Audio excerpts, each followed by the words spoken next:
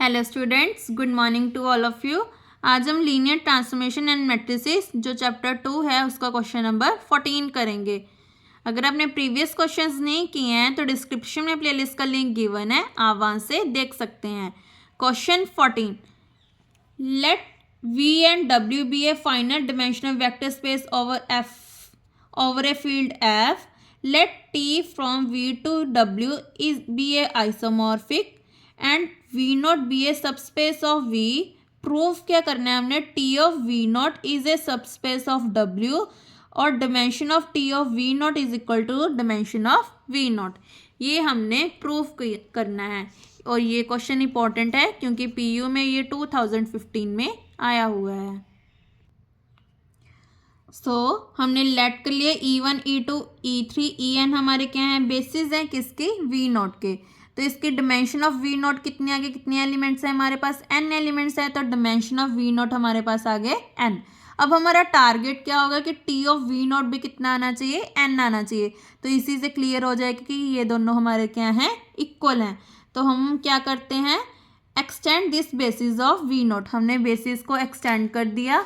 E1, E2, En, F1, F2, Fn ये हमने extra ले लिए। जो हमारी ये बेसिस थी इसको हमने एक्सटेंड कर दिया और ये किसकी बन गई? हमारी T ऑफ V नॉट की। ये किसके बेसिस थी? V नॉट की। और ये बेसिस है हमारी T ऑफ V नॉट की। क्लेम का मतलब हमने प्रूफ करना है कि F1, F2, Fn हमारे क्या हैं?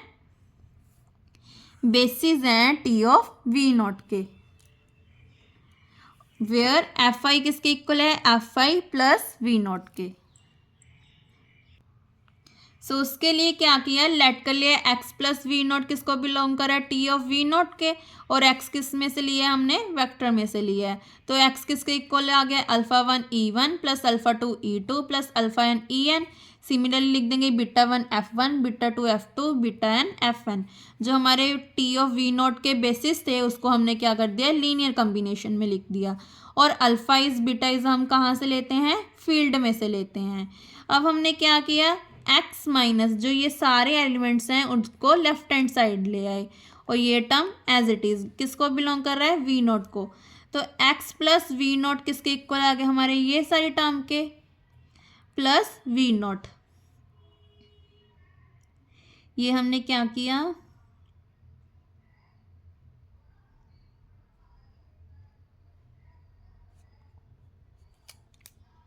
ये देखो ये स्टेप कैसे आया। अगर हमारे पास x minus y belongs to W होता है तो हम इसको कैसे लिखते हैं? x plus W, y plus W. अब देखो x माइनस ये पूरा y है, किसको बिलोंग कर रहा है? V नॉट को। तो इसको हम क्या लिख सकते हैं? x plus V naught is equal to y plus V naught. Y हमारे पास क्या है? ये सारी टर्म, क्योंकि x माइनस वाई किसको बिलोंग कर रहा है? हमारा V नॉट को। तो हमने क्या लिख दिया? x plus V naught, y plus V naught और y हमारा ये है।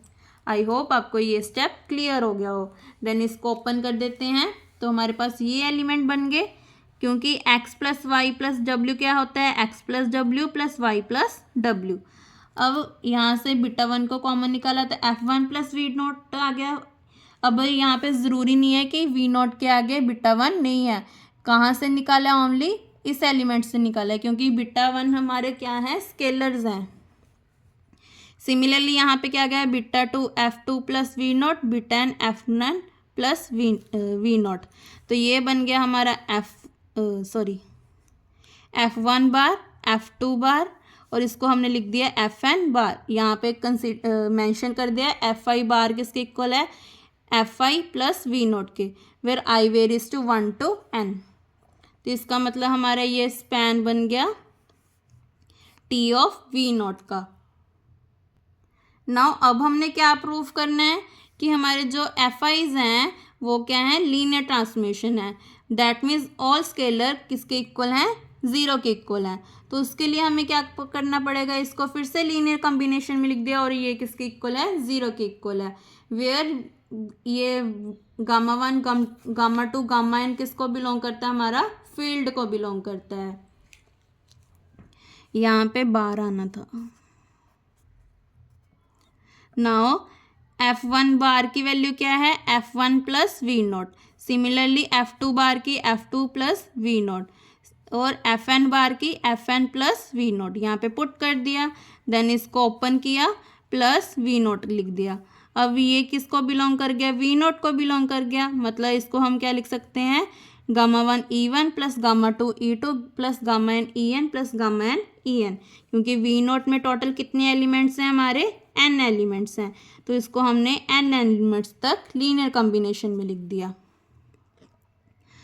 For some lambda 1 lambda 2 lambda n belongs to field, और E1 E2 En क्या है, बेसिस हैं वी नॉट के, क्योंकि हमारे बेसिस थे ना जो हमने शुरू में लिए थे, तो वी नॉट के बेसिस हमारे E1 E2 En है, तो इन दोनों को मिला के हमने इसको लीनियर कॉम्बिनेशन में लिख दिया।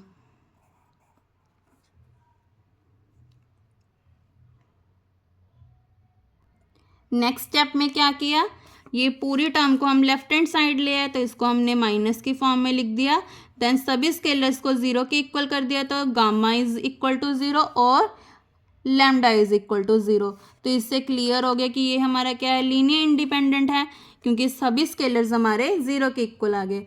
मतलब all Fi bar is linear independent. तो इससे क्लियर हो गया कि ये हमारे बेसिस हैं टी ऑफ वी नॉट के, और इसमें कितने एलिमेंट्स हैं हमारे, n एलिमेंट्स हैं। तो dimension of T of V naught भी किसके इक्वल आ गया, n के, और हमारा डिमेंशन ऑफ वी नॉट भी कितना था, n। तो दोनों यहाँ पे किसके इक्वल आ गए, n के। यही हमने प्रूव करना था। नेक्स्ट वीडियो में हम क्वेश्चन नंबर 15 करेंगे। Thank you.